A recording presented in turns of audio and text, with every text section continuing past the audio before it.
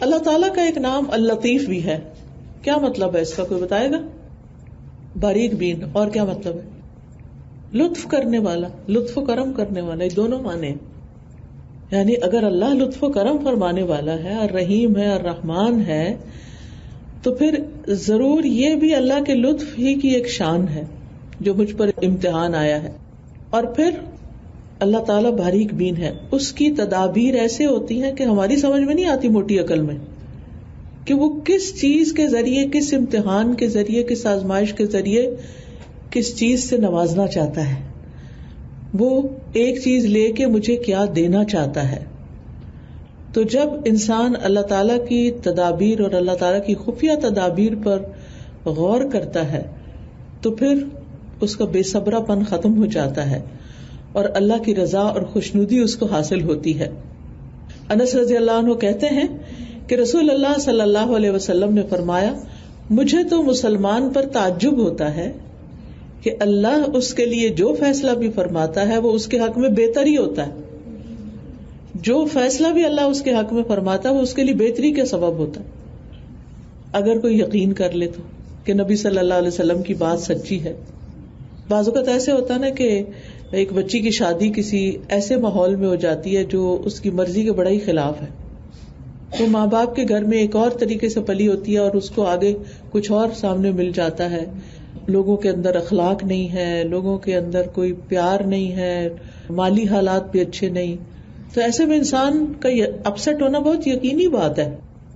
لیکن ایسے میں بھی انسان اگر پازیٹو رہے کہ میرا رب مجھے اور میچور کرنا چاہتا ہے، مجھے چمکانا چاہتا ہے، مجھے کچھ سکھانا چاہتا ہے، تو وہ ان حالات پر بے صبر پن کا مظاہرہ نہ کرے، بلکہ اللہ تعالیٰ کے جو فیصلے ہیں یا اللہ تعالیٰ کے جو معاملات ہیں ان کو دیکھتا جائے کہ اب میری زندگی میں کیا ہو رہا ہے. اور ہمیشہ تکلیف آنے پر ایک بات یہ ضرور سوچیں کہ میں نے اس سے کیا سیکھا ہے، میں نے اس سے کیا سبق حاصل کیا ہے.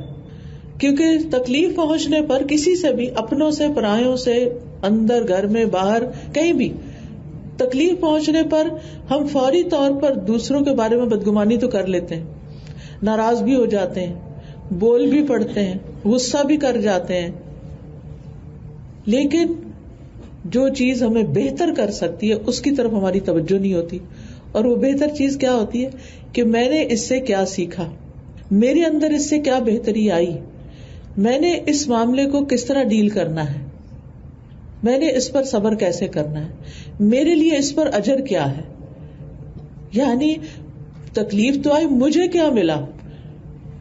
جس کے اندر شعور ہوتا ہے نا، ذہنی بیداری ہوتی ہے، وہ بہت سی چیزیں ڈھونڈ لیتا ہے کہ اس کی وجہ سے میرے اندر یہ اور یہ بھلائی آئی ہے، مجھے لوگوں کو سمجھنے کا موقع ملا ہے، مجھے تکلیف کو برداشت کرنے کا طریقہ آیا ہے، مجھے اپنے لیے بہتر راستوں کا انتخاب کرنا آیا ہے.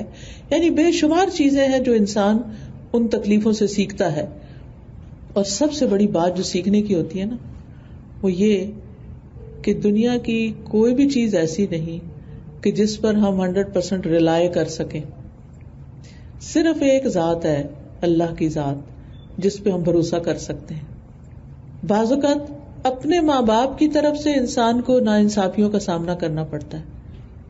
شاید ہی کوئی دن جاتا ہو کہ جب میرے پاس یہ مسئلہ نہ آتا ہو کہ ماں نے یا باپ نے پراپرٹی ایک بھائی یا ایک بہن یا ایک شخص کو دے دی ہے اور ہمیں کچھ نہیں دیا.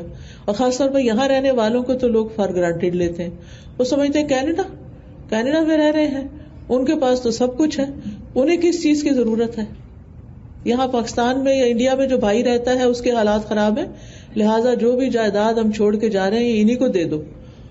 اور یہاں رہنے والوں کو کہتے ہیں تم خبردار جو نام بھی لو، تمہارا کوئی حصہ نہیں، تم نے کیا کرنا ہے. فار گرانٹیڈ، خود سے ہی فیصلہ کر لیتے ہیں. اور یہ نہیں پتا کہ یہاں کے حالات کتنے مشکل ہیں، یہاں کن کن مشکلات سے بچے گزر رہے ہیں. ایک یونیورسٹی کی تعلیم ہی کتنی مہنگی ہے، ایک گھر کا رینٹ ہی کتنا مہنگا ہے، گروسریز کی قیمتیں آسمانوں پہ جا پہنچی ہیں. تو یہ کیسے آپ اتنی دور بیٹھ کے فیصلہ کر لیا کہ آپ کو کچھ بھی نہیں چاہیے. یا وہاں بیٹھے لوگ جو یہ سمجھتے ہیں کہ بس ایک دفعہ ہم یہاں سے نکل جائیں گے تو ہماری زندگی جنت بن جائے گی. دنیا میں جنت ہے ہی کوئی نہیں. ہر جگہ کے اپنے مسائل ہیں. کرنے کا کام یہ ہے کہ ہمیں جو اللہ تعالیٰ جیسے حکم دیتے ہیں نا ویسے کرتے جائیں، کیونکہ ہمارے آرام اور عیش و عشرت کی جگہ تو دراصل جنت ہی ہے. خوشیاں صرف وہی ہیں. یہاں پر ہر خوشی کے ساتھ کوئی نہ کوئی آزمائش لگی ہوئی ہے. پھول کے ساتھ کانٹا ہے. کوئی خوشی، کوئی نعمت تکلیف سے خالی نہیں. ہر چیز کے ساتھ کچھ نہ کچھ لگا ہو. تو یہ دنیا پیور ہے ہی نہیں. اور آزمائشیں آنے پر یہ بات انسان کو سمجھ آتی ہے کہ یہ دنیا پیور نہیں ہے، اصل چیز تو آخرت ہے.